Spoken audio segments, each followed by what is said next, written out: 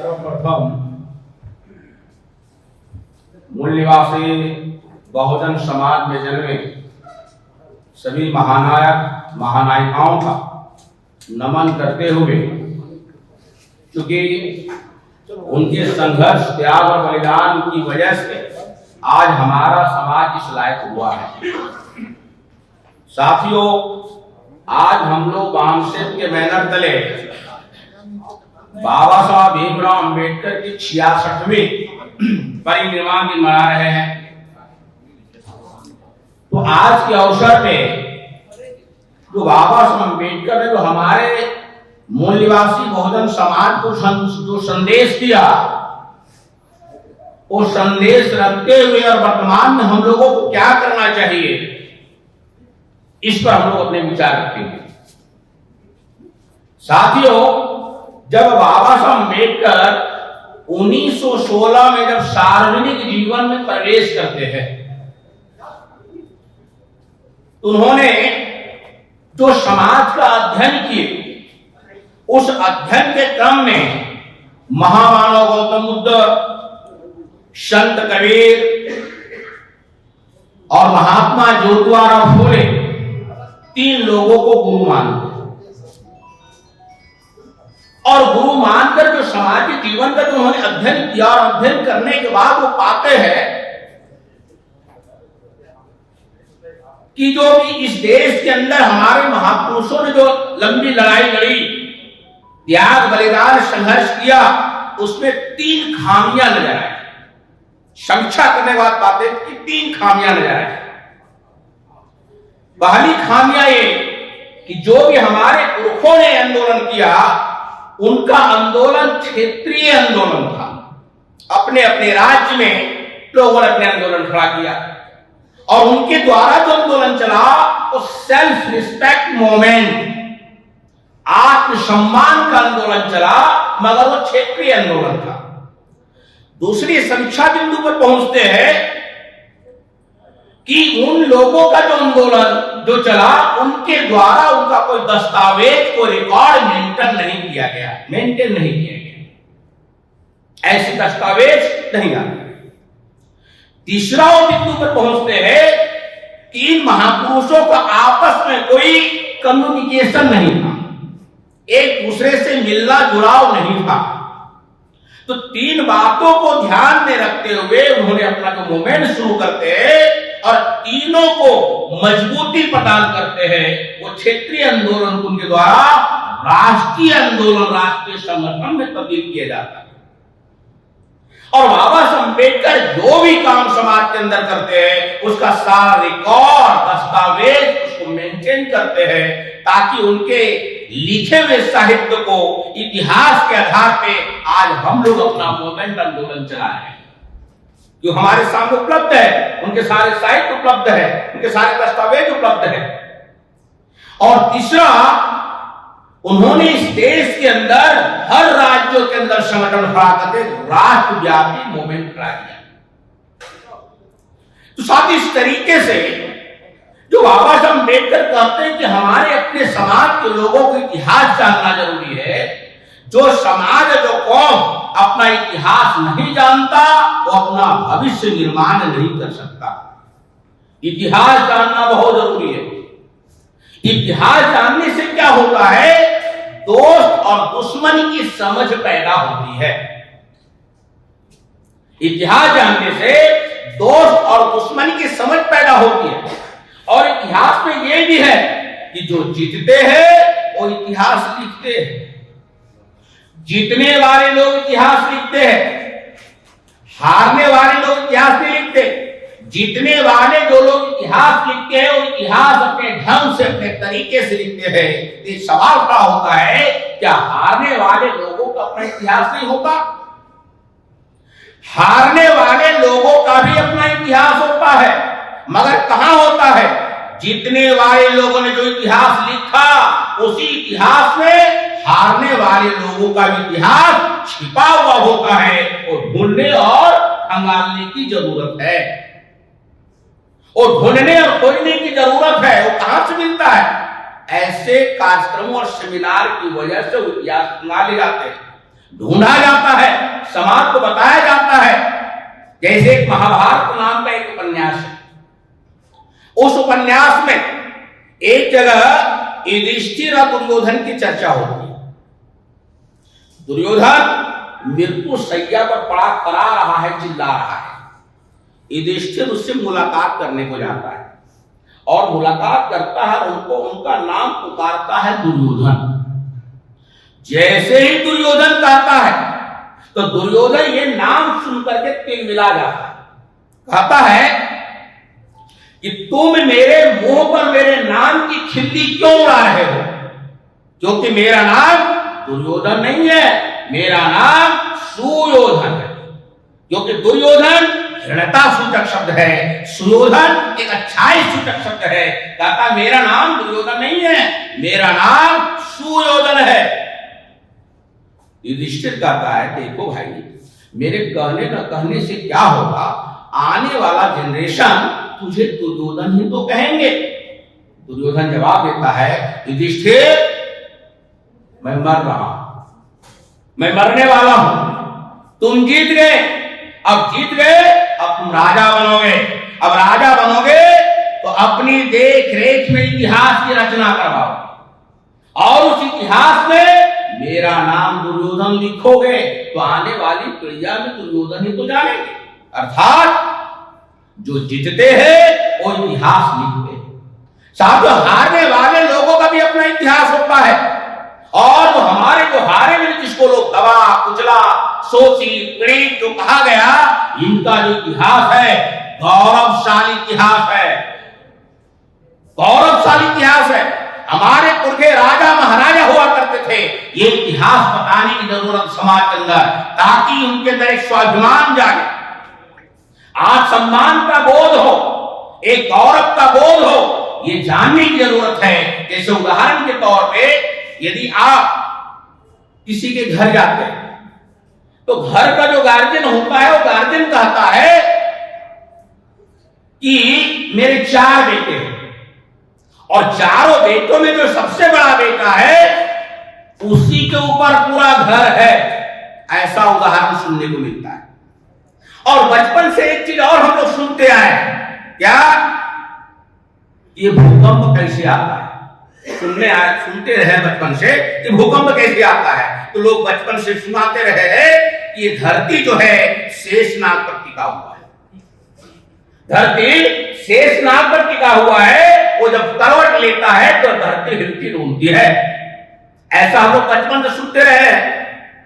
साथियों, ये जो सुनते आ रहे हैं, शुरू से जो सुनते आ रहे हैं, इसमें भी एक रहस्य छिपा हुआ है, इसमें भी एक इतिहास छिपा हुआ है। वो इतिहास ये छिपा हुआ है शेषनाग पर धरती टिका हुआ है। जैसे घर के बुजुर्ग कहते हैं हमारे बड़े बेटे के ऊपर ही पूरा घर है, इसका मतलब पूरा घर उसके ऊपर नहीं है, घर की जिम्मेवारी सारी व्यवस्था ये बड़ा बेटा ही देख रहा है। तो शेषनाग पर पूरी धरती टिकी है। शेषनाग मीन्स मूल निवासी, नागवंशी, यही लोग पूरे धरती का संचालन किया करते थे, राजा महाराजा हुआ करते थे। हमारे पुरखे जो मूल निवासी नागवंशी थे वो धरती के राजा हुआ करते थे।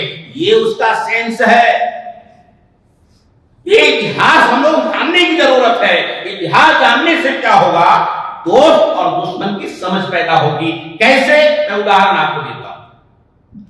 जैसे हमारे लोग फिल्म देखते हैं, फिल्मों में क्या दिखाई देता है कि बचपन में 2 भाई बिछड़ जाते हैं, 2 भाई बचपन में बिछड़ जाते हैं। जब बिछड़ते हैं दोनों को उठा पटक करता है, दोनों लड़ता है।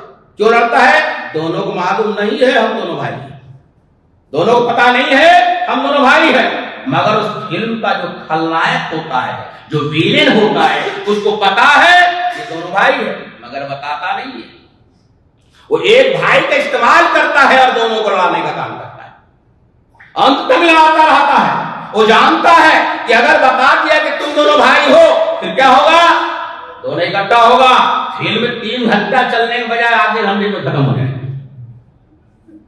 इसलिए वो बताने का काम नहीं करता, वो इस्तेमाल करता है, एक को इस्तेमाल करता है, दोनों को भिड़ाने का काम करता है। तो उधर से तीसरा बंदा आता है और लड़ते हुए दोनों भाइयों को कहता है, अरे तुम दोनों लड़ क्यों रहे हो, तुम दोनों भाई हो, चौंकता है भाई कैसे है, तो उसको बैक हिस्ट्री बताता है। बैक हिस्ट्री, तुम दोनों बचपन में बिछड़ गए थे, मेले में बिछड़ गए, स्टेशन में बिछड़ गए, तुम्हारे माँ उधर है, तुम्हारे बाप उधर है, सारा जब बैक हिस्ट्री बताता है तब दोनों भाई इकट्ठा होता है। और जैसे ही इकट्ठा होता है तब समझ में आता ये खलनायक ही असली दुश्मन है। और जैसे जब इकट्ठा होता, जब गले मिलते हैं, तो सिनेमा घरों में जो फिल्म देखने वाले हमारे लोग हैं वो जूता चप्पल पहनना शुरू कर देते, समझ जाते फिल्म खत्म होने वाला है। तो कहने का मतलब साथियों, इस देश का जो शेड्यूल कास्ट है, शेड्यूल ट्राइब है, ओबीसी है और धर्म परिवर्तित लोग हैं, ये लोग भाई हैं, ये बिछड़े हुए लोग हैं, मगर इनको मालूम नहीं है हम बिछड़े हुए लोग, इनको पता नहीं है हम बिछड़े हुए लोग हैं। जिस दिन इनको मालूम हो जाएगा कि हम भाई हैं, हमारा ब्लड का रिश्ता है, आपने खून का रिश्ता है, और हमारा जो विलेन है, जो खलनायक है, इस देश का शासक वर्ग है, जो हमारा विलेन है, वो हमारा दुश्मन है, जो 15% के लोग हैं, तब इस देश के अंदर असली लड़ाई होगी। एक दोस्त दुश्मन की पहचान होने से असली लड़ाई होगी। अब इसके लिए क्या करने की जरूरत है? जैसे साथियों, यहां पूना पैक्ट की चर्चा हुई, मैं थोड़ा संक्षिप्त में 2 शब्द उसके ऊपर भी रखना जरूरी समझता हूं, क्योंकि बाबा साहब अम्बेडकर का हम लोग परिनिर्वाण दिन मना रहे हैं।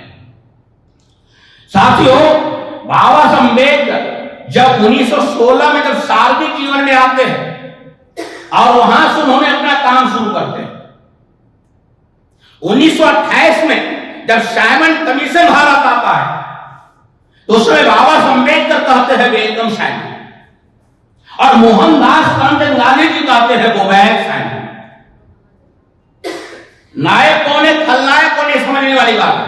बाबा साहब अम्बेडकर कह रहे वेलकम साइमन, और गांधी जी कह रहे गो बैक साइमन, बायकॉट करते हैं साइमन का, साइमन वापस जाओ, क्योंकि जो साइमन की टीम आई थी इस देश का सर्वे करने के लिए आई थी, और सर्वे करके जो रिपोर्ट वो अंग्रेज सरकार को देते, और उस रिपोर्ट के आधार पर इस देश के जो पिछड़ा वर्ग है, पिछड़े समाज के जो लोग हैं, पिछड़े के अंदर एससी एसटी ओबीसी सभी लोग, ये जो पिछड़ा समाज है उनको रिप्रेजेंटेटिव दिया जाता, प्रतिनिधित्व दिया जाता, इसके लिए सर्वे करने के लिए आए थे।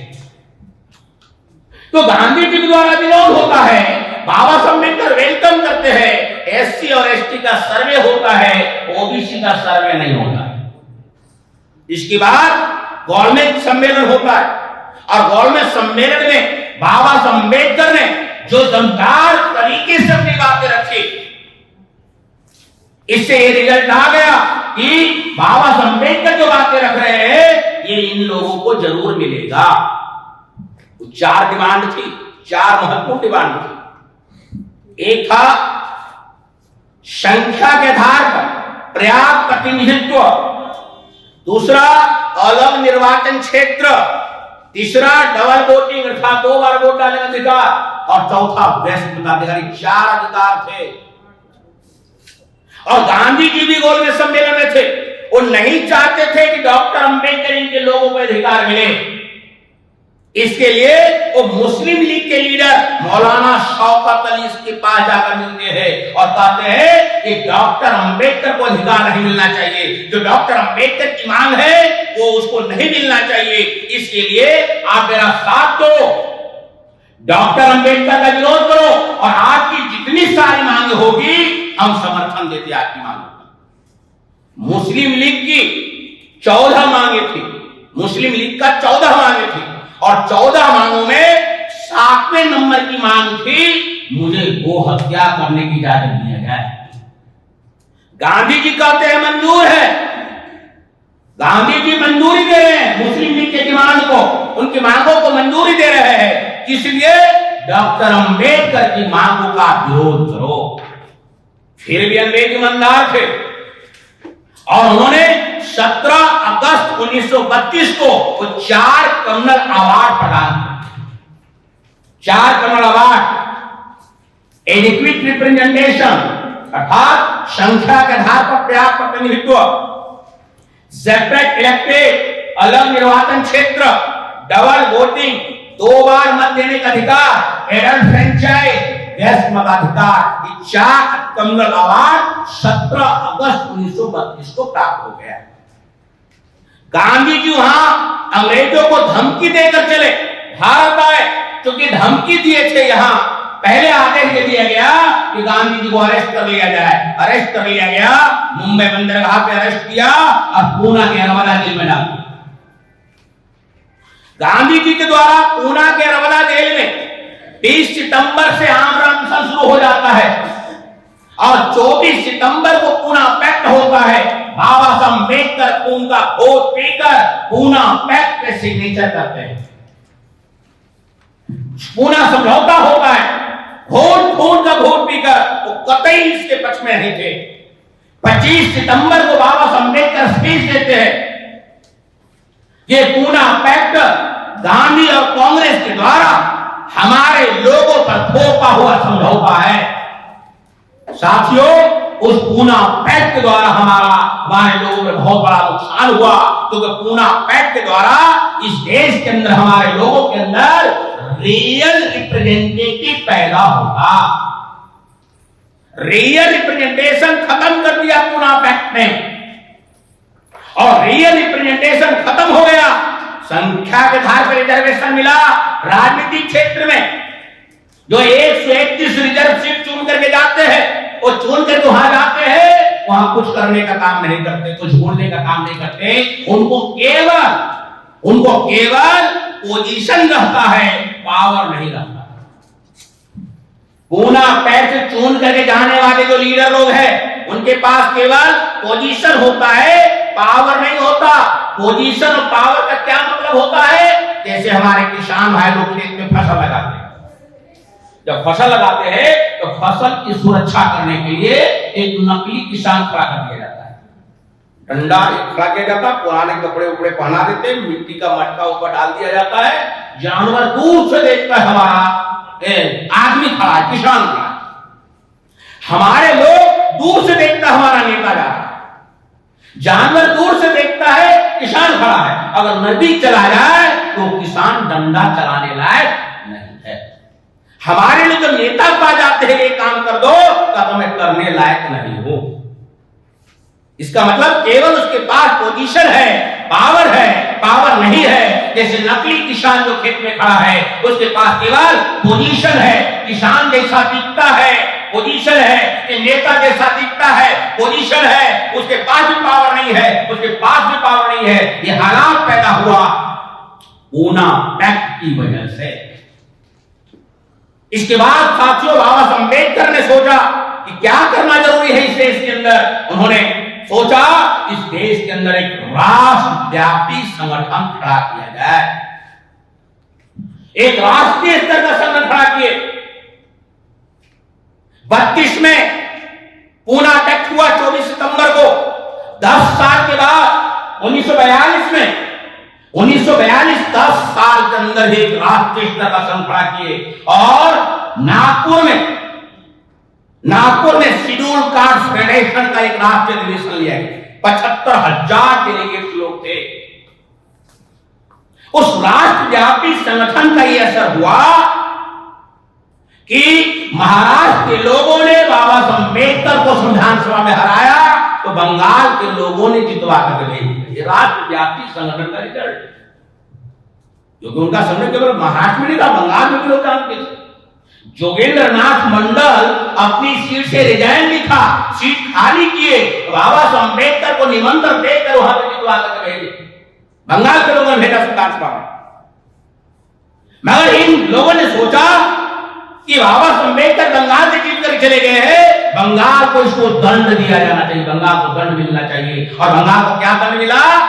भारत के विभाजन, भारत और पाकिस्तान के विभाजन में बंगाल का भी विभाजन किया गया, और बंगाल से भी एक टुकड़ा काटकर पूर्वी पाकिस्तान नाम दिया, पाकिस्तान नाम से। एक पूर्वी पाकिस्तान और एक पंजाब का टुकड़ा का नाम पश्चिमी पाकिस्तान। और ये पूर्वी पाकिस्तान और पश्चिमी पाकिस्तान की दूरी लगभग 5,000 किलोमीटर से ऊपर है।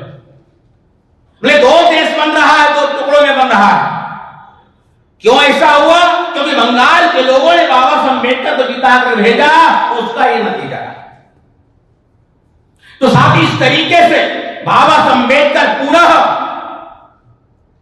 पूना की सीट से जीत के गए। बैरिस्टर जयकर रिजाइन लिखा और उनकी सीट से बाबा साहब अम्बेडकर जीत के गए, क्योंकि अंग्रेजों ने भी सपोर्ट किया कि जब तक आप लोगों का झगड़ा जब तक खत्म नहीं होगा, क्योंकि बाबा साहब अम्बेडकर ने कहा कि जब तक संविधान के अंदर हमारे लोगों का रिप्रेजेंटेशन नहीं मिलेगा, तब तक हम किसी भी संविधान को मान्य करने वाले नहीं है।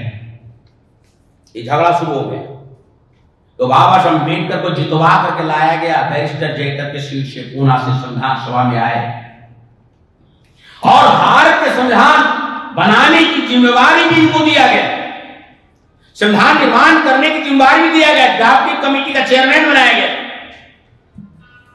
तो साथ इस तरीके से भारत का संविधान जो लिखा गया, उसमें जो व्यवस्था हमारे लोगों को दी गई, उस व्यवस्था की वजह से, उस अवसर की वजह से, उस अधिकार की वजह से हमारे समाज के अंदर नेता पैदा हुए, कर्मचारी अधिकारी पैदा हुए, विद्यार्थी लोग पैदा हुए, स्टूडेंट पैदा हुए और कार्यकर्ता लोग। 4 वर्गों का निर्माण हुआ उस संविधान के अवसर की वजह से।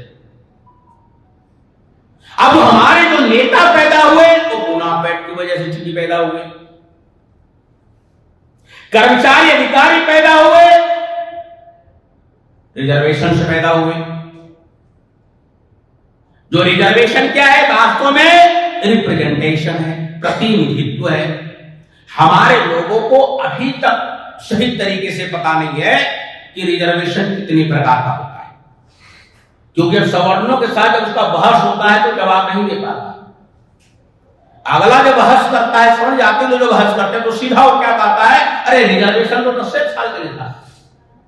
मगर कौन सा रिजर्वेशन 10 साल नहीं था और कौन सा रिजर्वेशन एक तरीके से परमानेंट है, ये हमारे लोगों को पता नहीं है। साथ एक राजनीतिक रिजर्वेशन है, राजनीतिक रिजर्वेशन 10 साल में रखा गया था। जब पूना पैक्ट हुआ था उसी समय 10 साल के लिए राजनीतिक रिजर्वेशन रखा गया था कि 10 साल के बाद इसको खत्म कर दिया जाएगा। मगर वो राजनीतिक रिजर्वेशन से शासक जातियों के चमचे पैदा हो जाते हैं, उनके पिछलक्कू पैदा होते हैं। इस वजह से राजनीतिक रिजर्वेशन को खत्म नहीं किया गया और 10 साल के बाद बढ़ा दिया जाता है। मगर जिस रिजर्वेशन की डिमांड हमारे लोग नहीं करते, उस रिजर्वेशन को बढ़ाया जाता है, और जिस रिजर्वेशन की हमारे लोगों को जरूरत है उसको खत्म करने के लिए काम कर रहा है। अब रिजर्वेशन जो मिला हमारे लोगों को, जिस पर समय की कोई पाबंदी नहीं है, जैसे राजनीतिक रिजर्वेशन पे समय की पाबंदी है, नौकरियों का रिजर्वेशन है, आर्टिकल 15, 16, 4 के माध्यम से नौकरियों का रिजर्वेशन ये प्रमोशन, ये क्या है? फंडामेंटल राइट है, ये मौलिक अधिकार है। और मौलिक अधिकार को सुरक्षा देने के लिए संविधान के आर्टिकल 13 में ही व्यवस्था दिया गया है। 13 का दूसरा बिंदु अगर आप पढ़ेंगे तो आपको मिलेगा कि नागरिकों के जो मौलिक अधिकार है, फंडामेंटल राइट है, इस फंडामेंटल राइट के खिलाफ कोई भी सरकार, चाहे केंद्र सरकार हो या राज्य सरकार हो, वो कानून पारित नहीं कर सकती। मगर आज सारा खत्म करने की साजिश चल रहा है। निजीकरण के माध्यम से नौकरियां खत्म कर दिया गया। हमारे लोग कहे जाते थे कि ये लोग नौकरी में कैसे आएंगे, योग्य नहीं है, काबिल नहीं है, तो छत्तीकरण कर दिया। भाई काबिलियत है ही नहीं, काबिल होने लगे, काबिल भी होने लगे तो कहते काबिल तो है और जिस पद के लिए चाहे उसके लिए सुटेबल नहीं है। ऐसे करके छत्तीकरण शुरू किया, फिर प्रचार किया कि कंपटीशन में हमारे साथ फाइट नहीं कर सकते, कंपटीशन में भी फाइट करने लगे। तो फिर क्या किया? अभी वर्तमान में लेटरल एंट्री दरवाजे से कंपटीशन भी नहीं होगा, पिछले दरवाजे से सबको भर्ती करना शुरू कर दिया, बड़े बड़े अधिकारियों को। तो कहने का मतलब साथियों, आज की तारीख में एक विधायिका पर कंट्रोल कर रखा हुआ है, जहां कानून बनाए जाते हैं अपने मर्जी से कानून बनाते हैं।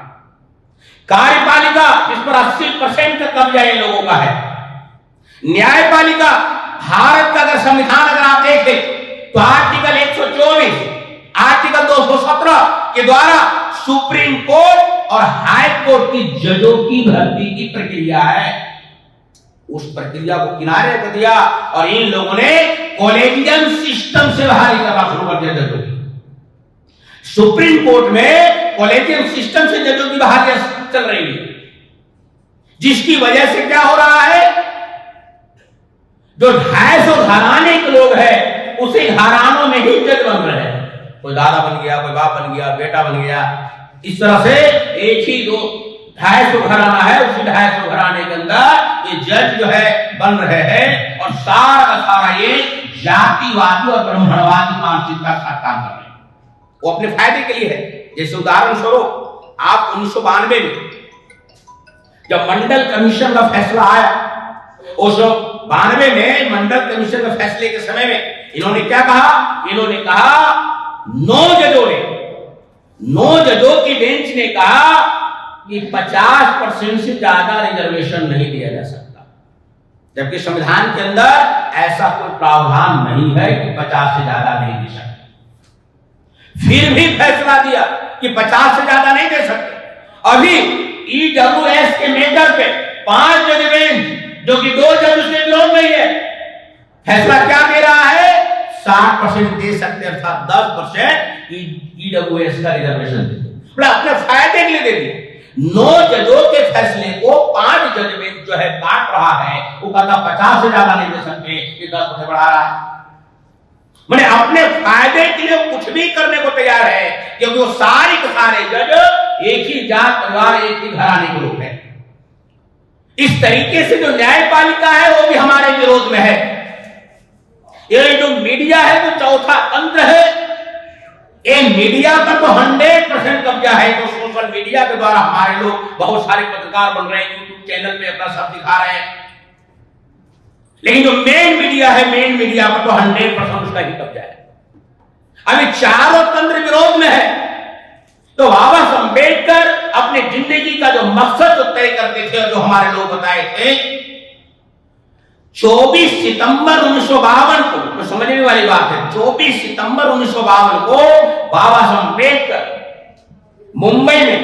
मुंबई के सिद्धार्थ कॉलेज में के सभागार में अपने लोगों की एक मीटिंग बुलाकर 20 साल अर्थात जो 24 सितंबर 1932 को जो पूना पैक्ट हुआ, 24 सितंबर 1952 को उसके 20 साल हुए, तो 20 साल को समीक्षा करते हैं। समीक्षा क्या करते हैं कि हमने 20 साल में क्या खोया, क्या पाया, क्या हमने आप लोगों को दे पाया और क्या काम अधूरा रह गया। जो अधूरा रह गया, जो आज के दिन पे हम लोगों को संकल्प लेने की जरूरत है, वो कौन सा काम अधूरा रह गया। तो 24 सितंबर 1932 को कहते हैं कि एक व्यक्ति को जिंदगी में जितना काम करना चाहिए था उससे कई गुना ज्यादा काम हमने आप लोगों के लिए किया हो। एक व्यक्ति को जिंदगी में जितना काम करना चाहिए था उससे कई गुना ज्यादा काम हमने आप लोगों ने किया हो। वो काम गिनाते हमने पहला काम क्या किया। ये जो हमारा समाज, हमारे समाज के लोगों को जब भूख लगता था, भूख जब लगता था तो ये किधर देखते थे, ऊपर देखते थे कि कहीं चील कौवा गिद्ध मंडरा रहा है कि नहीं। अगर मंडरा रहा है इसका मतलब नीचे कोई लाश जरूर पड़ा होगा, लोग भागते उधर थे।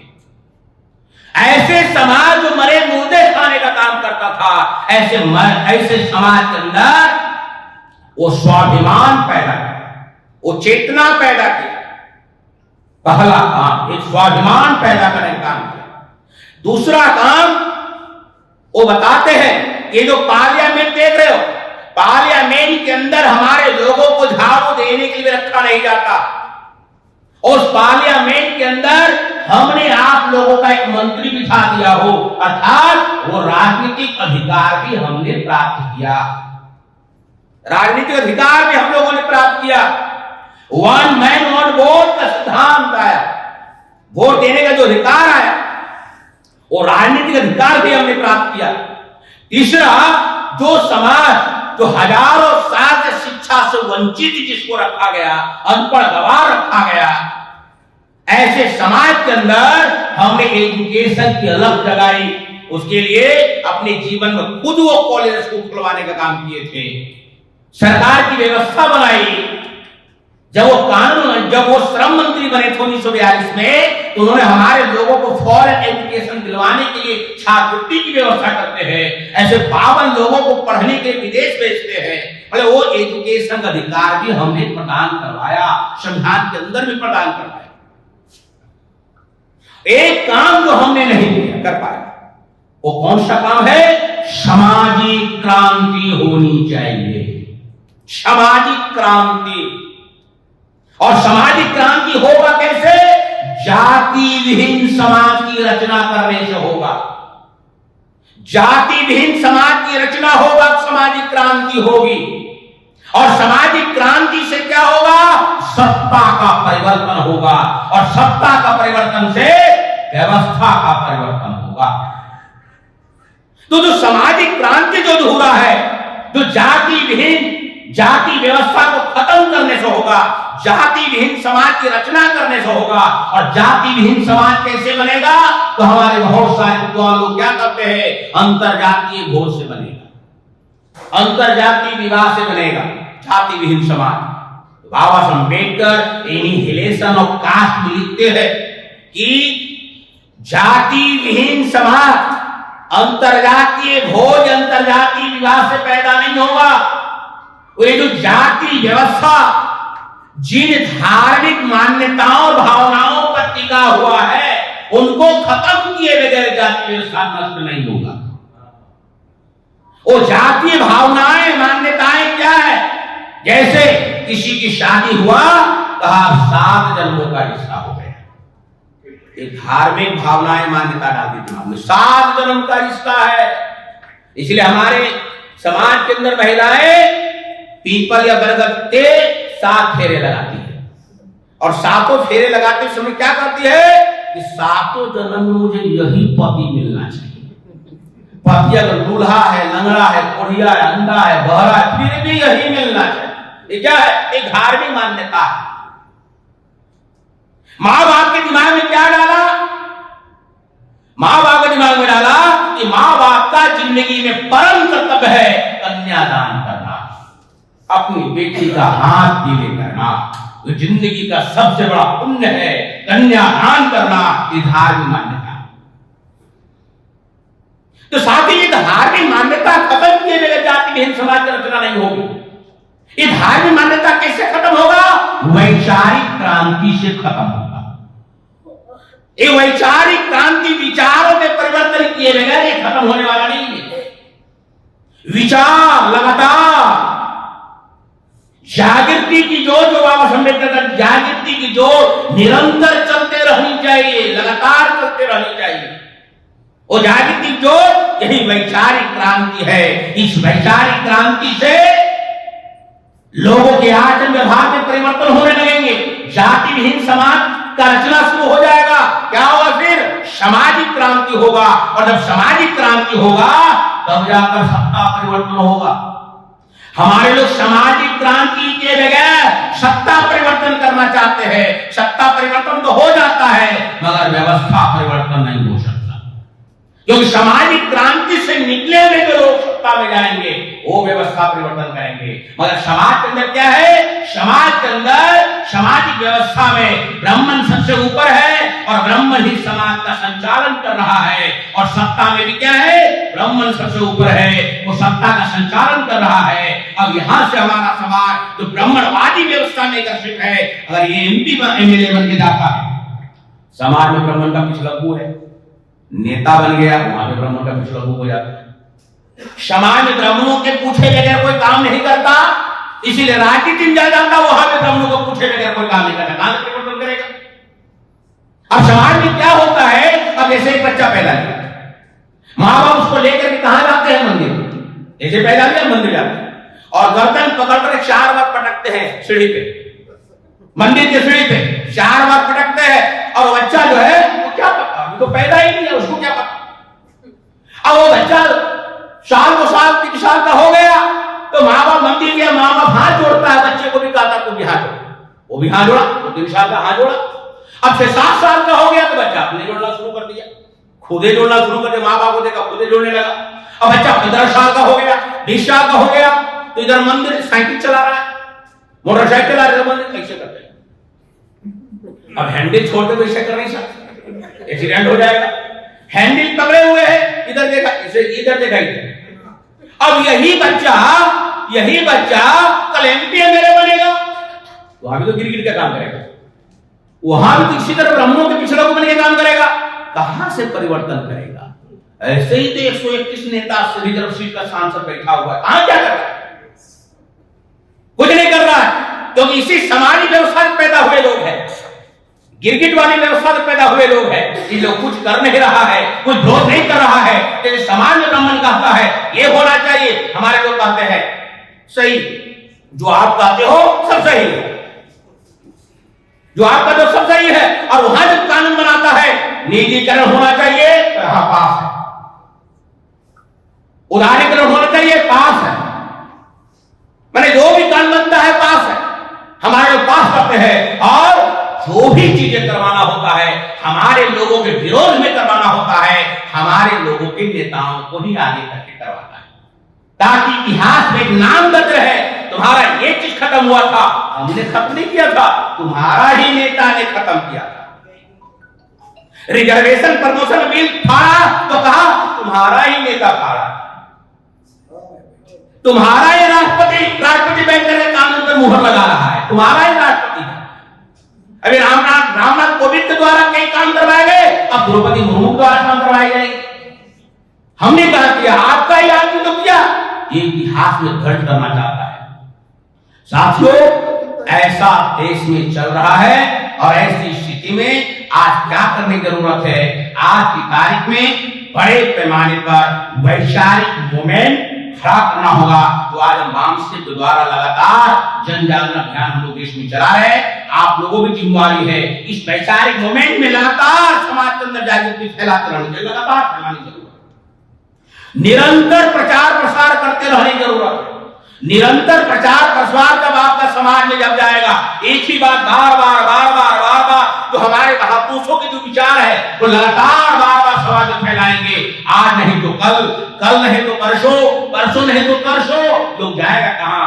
आपके पास ही आएगा। हमारे वैचारिक क्रांति लगातार और निरंतर समाज में फैलाने की, चलाने की जरूरत है। ये काम हम लोग करेंगे और आप सभी लोगों को करना चाहिए।